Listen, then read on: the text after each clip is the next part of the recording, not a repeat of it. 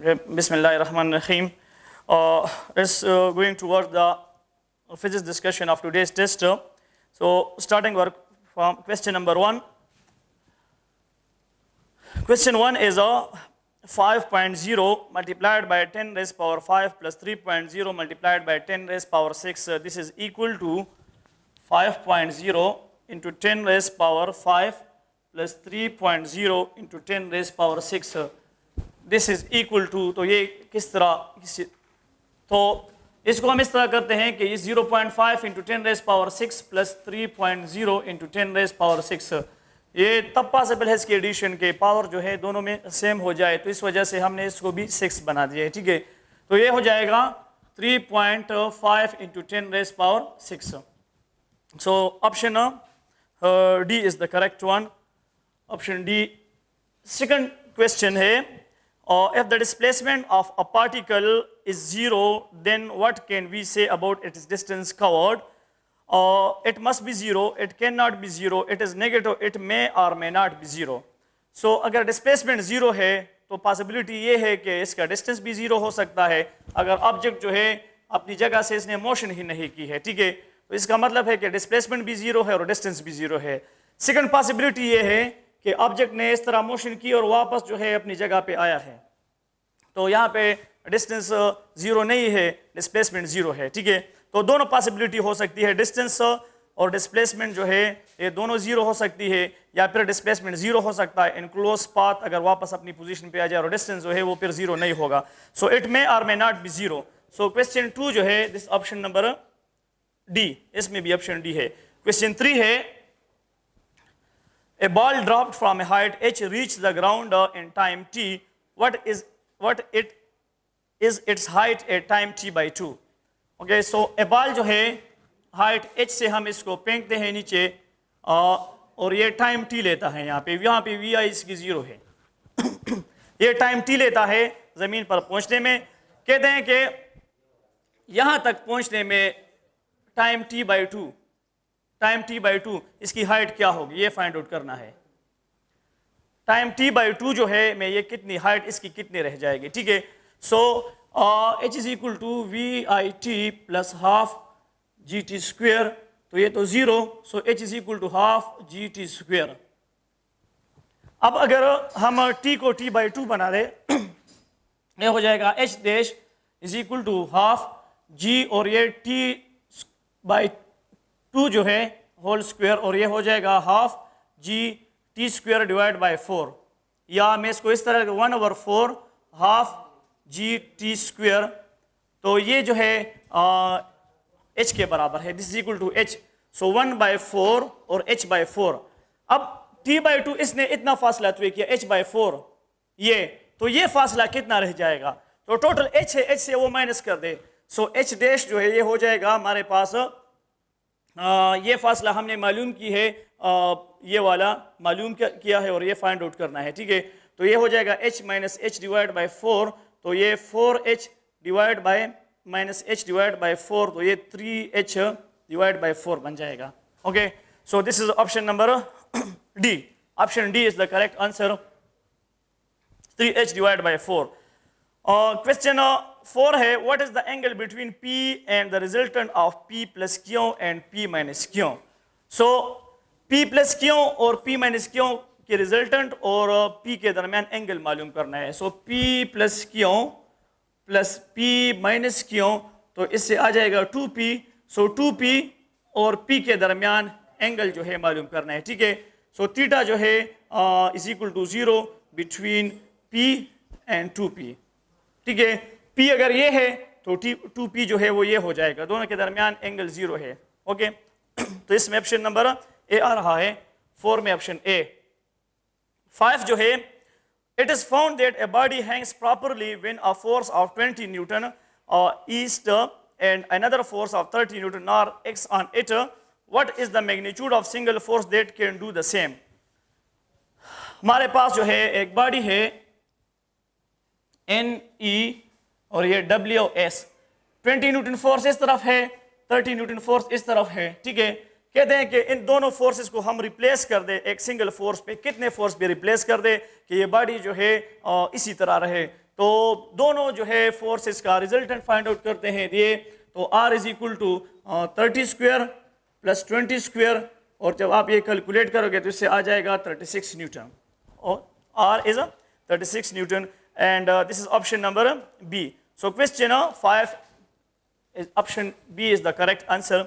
Question 6 है the decimal equivalent of 1/20 up to 3 significant figures.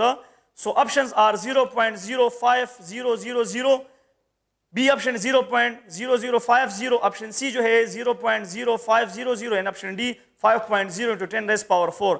तो इसमें जो 3 सिग्निफिकेंट फिगर है वो जस्ट ऑप्शन सी में है, बाकी में 3 सिग्निफिकेंट फिगर है ही नहीं, ठीक है। तो इसमें ऑप्शन नंबर सी ठीक है, इसमें 3 सिग्निफिकेंट फिगर है, इसमें कंफ्यूजन की कोई बात ही नहीं है, तो ऑप्शन नंबर सी जो है इसमें ठीक है। क्वेश्चन 7 है a ball is throne horizontally and another ball just drop from the top of a tower, which ball will reach the ground first. एक बॉल जो है इसको हमने हॉरिजॉन्टली फेंका है, इस तरह हॉरिजॉन्टली फेंका है, और दूसरे बॉल को हमने इस तरह गिराया है, तो कहते हैं कि ग्राउंड पर कौन सा पहला पहुंचेगा, ठीक है। तो ग्राउंड पर जो है दोनों पहुंचेंगे, both will reach the ground at the same time, simultaneously, एक टाइम पर ये पहुंचेंगे। So option number C is correct in 7 number question. Question 8 है a body falls freely under gravity, its velocity is v when it has lost potential energy equal to u, what is the mass of the body। so ये जो है law of conservation of energy पे करते हैं, loss in potential energy is equal to gain in kinetic energy. तो यहाँ पे question में है कि लॉस इन पोटेंशियल एनर्जी वो u है, और gain in kinetic energy 1/2 mv square, 1/2 mv square. Mass find out करना है, मास, तो m जो है this is equal to 2u divided by V square. So इसमें ऑप्शन नंबर सी आ रहा है क्वेश्चन 8 में, ऑप्शन सी। क्वेश्चन 9 है a man m1 of mass 80 kilogram runs up a staircase in 15 seconds. Another man m2 also of mass 80 kilogram runs up the same staircase in 20 seconds. The ratio of the power developed by them will be, power ratio find out करना है दोनों का। तो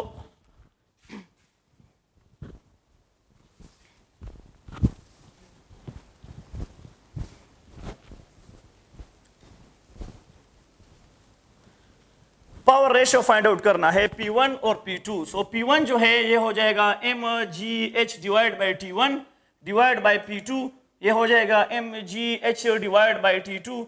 तो ये m के साथ g और h, ये सारे हाइट भी सेम है, g भी सेम है, दोनों का मास भी 80 किलोग्राम है, तो मास भी सेम है, तो वो कैंसिल। तो इससे आ जाएगा T2 डिवाइड बाई T1, और ये 20 डिवाइड बाई 15, तो आ जाएगा 4 divide by 3, 4 divide by 3। Option B is the correct answer. Question 9 option B is the correct answer. Question 10 जो है कहता है a disk is rotating with angular speed omega, if a child sits on it what is conserved। एक disc है जो rotation कर रहा है और एक बच्चा जो है उस पर बैठ जाता है, तो इस प्रोसेस में क्या चीज कांस्टेंट रहती है? Linear momentum, angular momentum, kinetic energy, potential energy. So angular momentum will remain constant, okay. So यहाँ पे जो है ऑप्शन नंबर बी आ रहा है, एंगुलर मोमेंटम जो है वो कांस्टेंट रहेगा इसमें। 11 जो है as the radius of the satellite orbit increases and then its time period will be। so time period जो है ये क्या है? t square is equal to 4 pi square r cube divided by gme। अगर हम r इसको increase कर दे तो ये कांस्टेंट सारी चीजें, और ये r plus h, for example अगर h पे ये इंक्रीज हो रहा है, तो अगर ये इंक्रीज हो रहा है तो टाइम पीरियड जो है वो भी साथ में इंक्रीज हो रहा है, ठीक है। Time period increases.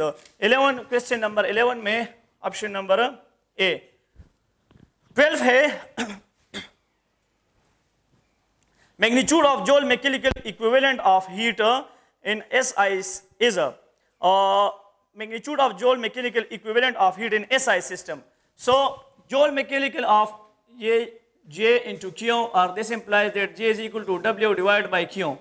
तो अगर दोनों SI सिस्टम है, ये भी SI और ये भी SI सिस्टम, सो इससे दोनों का रेशियो ले ले तो ये 1 आ जाएगा, ठीक है। This is equal to 1। दोनों जो है SI सिस्टम में दोनों का रेशो जो है वो 1 के बराबर है। ओके, सो इसमें ऑप्शन नंबर डी आ रहा है। 12 जो है इसमें ऑप्शन डी आ रहा है। 13 जो है two pendulum oscillate with a constant phase difference of 90 and same amplitude. The maximum velocity of one is v, the maximum velocity of the other will be. दो पेंडुलम है और वो कांस्टेंट एम्पलीट्यूड के साथ, फॉर एग्जांपल ये उसका graph है, एक यहां से स्टार्ट है, दूसरा यहां से स्टार्ट है, ठीक है, और कहते हैं कि दोनों का कांस्टेंट फेज डिफरेंस है, तो टाइम के साथ इनके फेज डिफरेंस में कोई चेंज नहीं आएगा। और ये तब पॉसिबल है दोनों की वेलोसिटी अगर सेम है। अगर वेलोसिटी सेम ना हो तो ये फेज फिर कांस्टेंट नहीं होगा, दोनों के दरमियान फेज डिफरेंस 90 है, ये फिर कांस्टेंट नहीं रहेगा। तो कहते हैं कि फेज डिफरेंस कांस्टेंट है, 90 है, इसमें कोई चेंज नहीं आएगा, ये जितना भी मोशन करेंगे। तो इसका मतलब है ये तब पॉसिबल है जब दोनों की वेलोसिटी आपस में इक्वल हो, तब पॉसिबल है, अदरवाइज ये पॉसिबल नहीं है। सो अगर ए की वेलोसिटी v है तो दूसरे की वेलोसिटी भी v होगी। सो 13 में ऑप्शन नंबर ए। 14 है the energy of a particle executing dam oscillation decreases with time because work is done against frictional force, elastic tension, restoring force, both restoring and friction. So इसमें आ रहा है option number A, work is done against the friction force. जब object जो है oscillation कर रहा है तो वर्क डन जो है अगेंस्ट द फ्रिक्शन फोर्स होता है। सब 14 में ऑप्शन ए आ रहा है। 15 जो है a Carnot engine working between 300 Kelvin and 600 Kelvin has a work output of 800 joule per cycle. How much heat does the engine take from the source in each cycle? Heat और मालूम करना है from the source. Carnot engine है, 2 temperature के दरमियान वो perform करता है, तो 1 - T2 divide by T1, so 1 - 300 divide by 600, तो ये हो जाएगा 1 - 1/2 और इससे आ जाएगा 1/2 या 0.5। सो एफिशिएंसी जो है दिस इज इक्वल टू 0.5। अभी हमने कहते हैं कि सोर्स से कितना हीट लेगा, सोर्स से कितना हीट लेगा। अगर आउटपुट जो है वो हमारे पास efficiency is equal to output, तो work done divide by Q1, Q1 find out करना है। So Q1 is equal to W divide by this thing, ये 800 है डिवाइड बाय 0.5 और इसको आप कैलकुलेट कर दे तो इससे आ जाएगा 1600 जॉल। सो Q1 जो है this is equal to 1600 joule, option C. Question 16 है a falling object will slow down only when a force of gravity becomes greater than the drag force. अगर ग्रेविटी जो है वो ज्यादा हो जाए तो फिर ये एक्सेलरेट होगा, ये स्लो डाउन नहीं होगा, ठीक है। बी जो है normal force become greater than the gravity. C जो है gravity is equal to drag force of air. Gravity और ड्रैग फोर्स इक्वल हो जाए तो फिर वेलोसिटी इसकी कांस्टेंट होगी, स्लो डाउन नहीं होगा। ऑप्शन डी जो है drag force of air become more than the gravity. Drag force जब ज्यादा हो जाएगा तो ग्रेविटी से, तो ये ऑब्जेक्ट जो है स्लो डाउन हो जाएगा, ठीक है। तो एक तब पॉसिबल है जब ड्रैग फोर्स जो है it is greater than the gravity force, तो नेट फोर्स अपोजिट डायरेक्शन में होगा और अपवर्ड डायरेक्शन में होगा और ये ऑब्जेक्ट जो है इसकी जो स्पीड है वो क्या हो जाएगी, ये स्लो डाउन, वेलोसिटी कम हो जाएगी, ठीक है। सो ऑप्शन डी, 16 में ऑप्शन डी आ रहा है। 17 जो है a cylindrical tube open at both end has a fundamental frequency f. If one of the end is closed, the fundamental frequency will become. अब जो है ये एक्चुअली क्लोज और ओपन अर्गन पाइप की एग्जैक्टली वो चीज है, लेकिन यहाँ पे सिलेंडर का जिक्र है, ठीक है। सो बोथ एंड से अगर ये ओपन है तो ये हो जाएगा, ठीक है। सो दिस इज λ by 4 और ये λ by 4 और अगर टोटल लेंथ l है सो l जो है इससे आ जाएगा λ by 2। l is equal to λ by 4 plus λ by 4, तो इससे आ जाएगा λ by 2। अब λ जो है हो जाएगा 2l के बराबर, λ इज इक्वल टू 2l। तो जब ये 2l के बराबर हो जाएगा तो क्या करना है, अभी फ्रीक्वेंसी फाइंड आउट कर दे, तो फ्रीक्वेंसी आ जाएगी इससे v डिवाइड बाय λ और λ 2l के बराबर है तो इसकी आ जाएगी। अब कहते हैं कि एक एंड क्लोज कर दो तो ये क्लोज अर्गन पाइप बन जाएगा लाइक दिस, ठीक है। तो उसके लिए जो कंडीशन है वो इस तरह है ये, और ये λ by 4 के बराबर है, λ by 4 is equal to l। So l जो है λ जो है ये हो जाएगा, इससे आ जाएगा λ इज इक्वल टू 4l। अब इससे फ्रीक्वेंसी फाइंड आउट कर दे तो इससे फ्रीक्वेंसी आ जाएगी v डिवाइड बाय 4l और ये हो जाएगा v divide by 2 into 2l।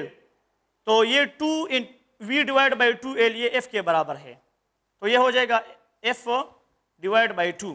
तो फ्रीक्वेंसी जो है ये f/2 बन जाएगी। और इसमें ऑप्शन नंबर ए आ रहा है 17 में, ऑप्शन ए। 18 जो है with propagation of longitudinal waves through a material medium, the quantities transferred in the direction of propagations are energy, momentum and mass। तो मास तो नहीं ट्रांसफर हो रहा, उसको तो बीच से हटा दें। ऑप्शन बी जो है energy and momentum, option C जो है energy and mass, option D जो है एनर्जी ओनली। सो जब with propagation of longitudinal waves through the material medium the quantities transfer in the direction of propagation are energy and momentum. Energy भी transfer होती है और momentum भी, particle जो है वाइब्रेशन करते हैं तो एक दूसरे के साथ टकरा, एक से दूसरे में मोमेंटम ट्रांसफर और दूसरे से तीसरे में, और इस तरह एनर्जी भी ट्रांसफर होती है। ठीक है, तो इसमें ऑप्शन नंबर बी आ रहा है 18 में बी। 19 जो है what happens to interference pattern if the two slits S1 and S2 in young double slits experiments are illuminated by two independent identical sources। तो जब दो इंडिपेंडेंट आइडेंटिकल सोर्सेज हो तो इंटरफेरेंस जो है यंग डबल स्लिट एक्सपेरिमेंट में फिर क्या होगा, वो कहते हैं कि दो मुख्तलिफ सोर्सेज, आइडेंटिकल सोर्स है लेकिन दो अलग अलग है। तो ऑप्शंस है the intensity of bright fringe is double, B the intensity of bright fringe become 4 time, option C 2 set of interference fringe were overlap, option D no interference pattern is observed. So option D जो है इसमें आएगा no interference pattern is observed. Two different sources है, एक और दूसरा अलग है, तो इसमें ऑप्शन डी आएगा। इंटरफेरेंस पैटर्न हमारे पास नहीं आएगा क्योंकि उसके लिए कोहेरेंट सोर्सेज का होना जरूरी है। सो 19 में ऑप्शन डी। 20 है both light and sound waves suffer diffraction, it is more difficult to observe diffraction with light waves because light wave do not require medium, option B speed of light is so far greater, option C the wavelength of light waves is far smaller। wavelength बहुत ज़्यादा small है तो इस वजह से हम इसके diffraction को observe नहीं कर सकते। तो इसमें 20 में ऑप्शन C आ रहा है।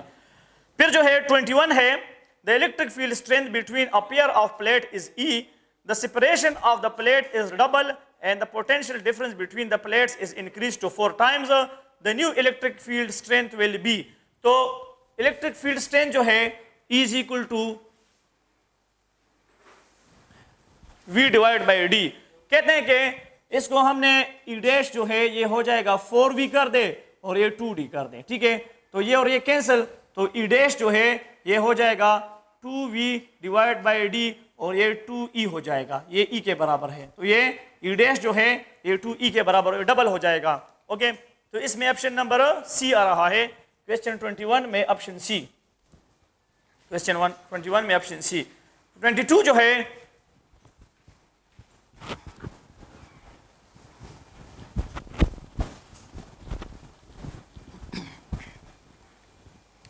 22 जो है which graph correct relates the electric field strength or electric potential in the field of a point charge with distance r from the charge। Okay, चार ग्राफ गिवन है।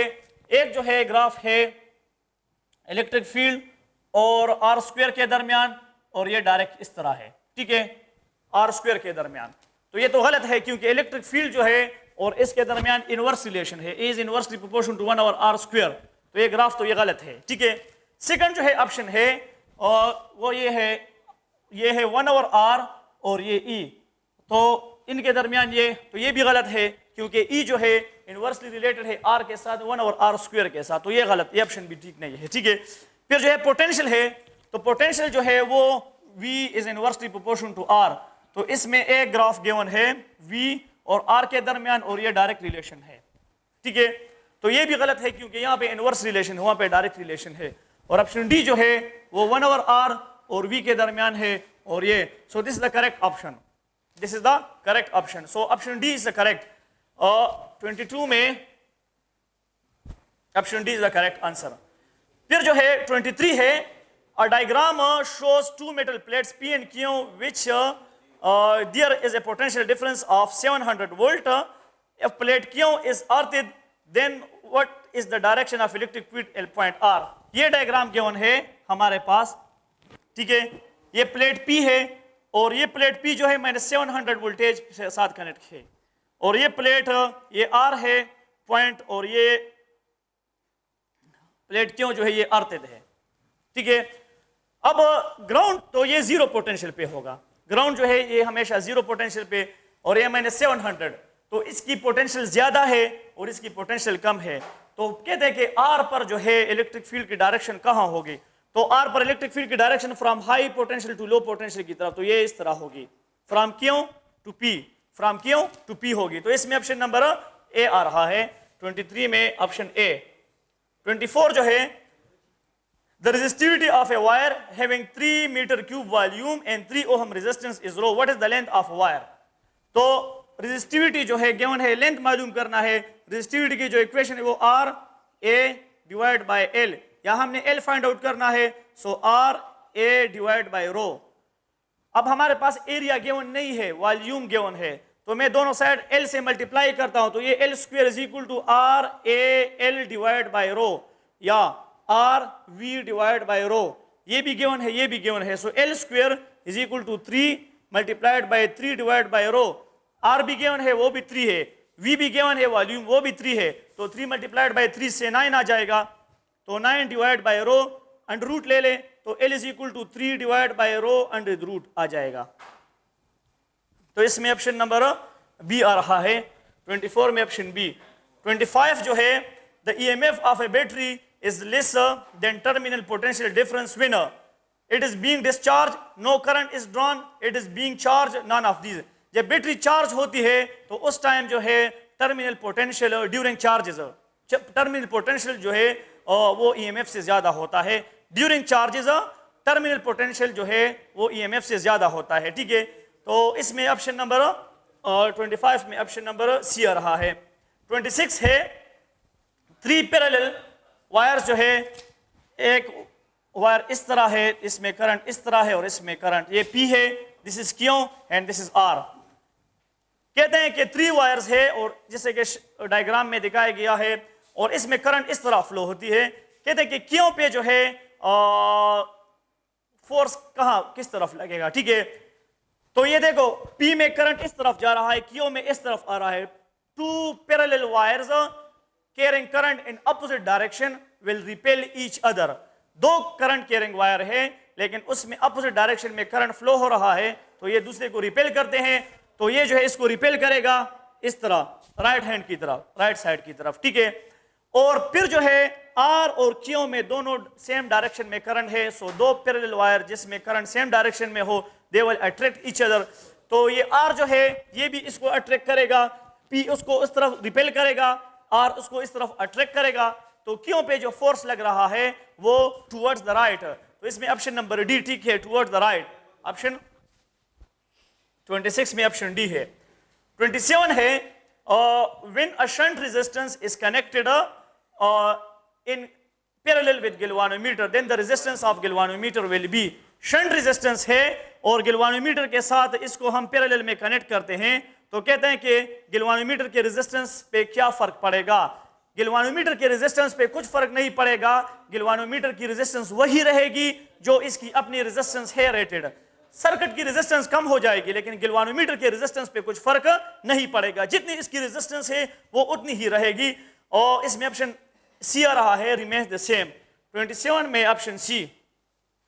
28 है, if a half wave rectifier is used to convert 50 hertz AC into DC, then the number of pulses present in rectifier voltage will be। तो frequency 50 hertz है, तो इसमें number of pulses जो है वो भी 50 ही होंगे, ठीक है। ये जो है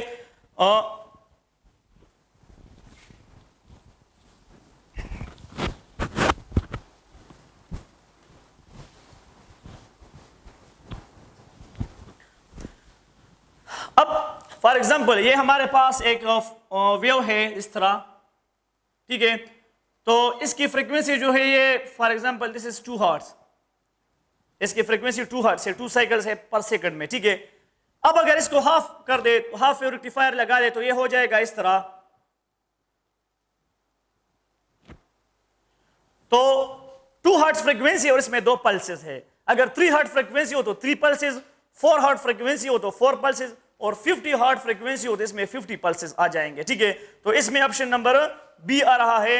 28 में ऑप्शन बी, 50 हर्ट्ज एसी को डीसी में कन्वर्ट करने के बाद इसमें 50 पल्सेस होंगे। सो 28 में ऑप्शन बी। 29 जो है which of the following is are operated in reverse biased. So photo diode, light emitting diode, solar cell, both A and C. So photo diode works in reverse bias, ये operate करता है reverse bias में। सो 29 में option A. 30 जो है self induce EMF. Self induce EMF is also called motional EMF, electrostatic induction, mutual induction और back EMF. तो self induce EMF ये अपने कास की मुखालिफत करता है और जिसकी वजह से ये पैदा हुआ है अकॉर्डिंग टू लेंज़ लॉ। तो इस वजह से इसको बैक ईएमएफ भी कहते हैं, क्योंकि ये अपने कास की मुखालिफत करता है जिसकी वजह से इस वजह से इसको बैक ईएमएफ भी कहते हैं। ठीक है, सो ऑप्शन नंबर डी आ रहा है 30 में, ऑप्शन डी। 31 जो है an induced EMF generated in the wire loop across the pole of a magnet so that it cuts a flux of 0.1 Weber. तो डेल्टा फाई जो है this is equal to 0.1 weber, और कहता है कि time जो है delta T this is equal to 0.1 second. तो ईएमएफ मालूम कर, so is equal to del phi divide by del T. तो मैग्नीट्यूड ऑफ ईएमएफ जो है 0.1 डिवाइड बाय 0.1, तो इससे आ जाएगा 1 वोल्ट। तो इसमें ऑप्शन नंबर सी 31 में option C is the correct answer.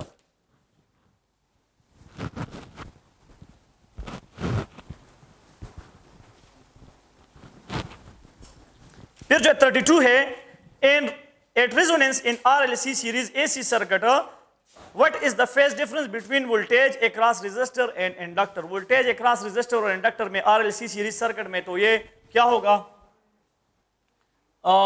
ये जो है इंडक्टर सो VL है और ये VR है, तो दोनों के दरमियान जो है 90 जो है फेज डिफरेंस होगा। Option B is the correct answer. Okay, RLC series circuit है और वो रेजिस्टर और वोल्टेज अक्रॉस रेजिस्टर और इंडक्टर के दरमियान फेज डिफरेंस क्या है, तो इसमें 90 फेज डिफरेंस है। सो ऑप्शन बी 32 में option B is the correct answer.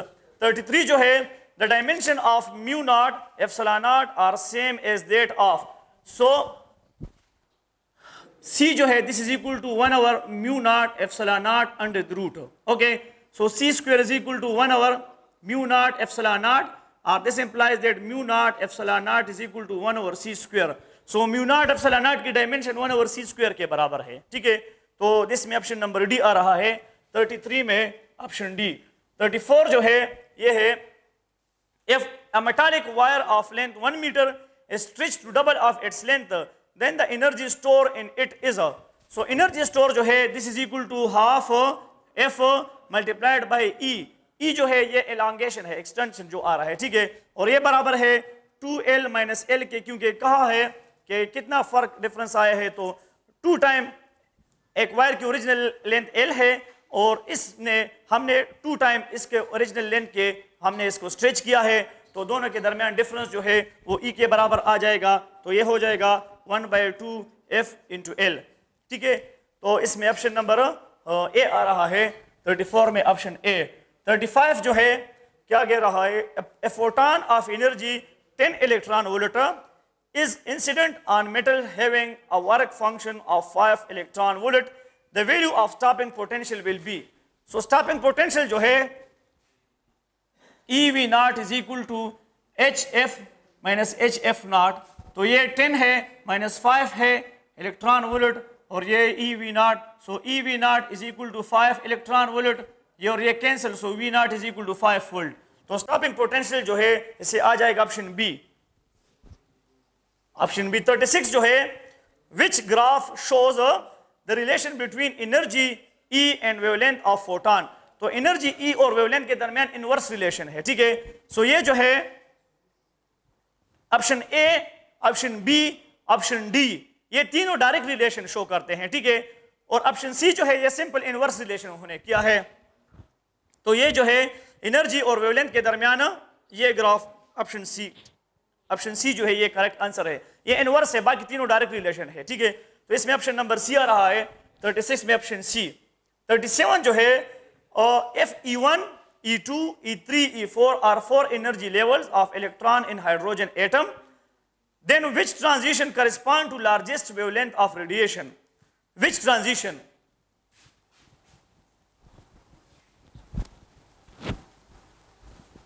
कहते हैं कि 4 जो है एनर्जी लेवल से हाइड्रोजन एटम में,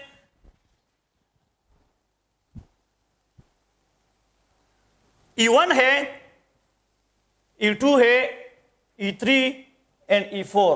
Okay, which transition corresponds to largest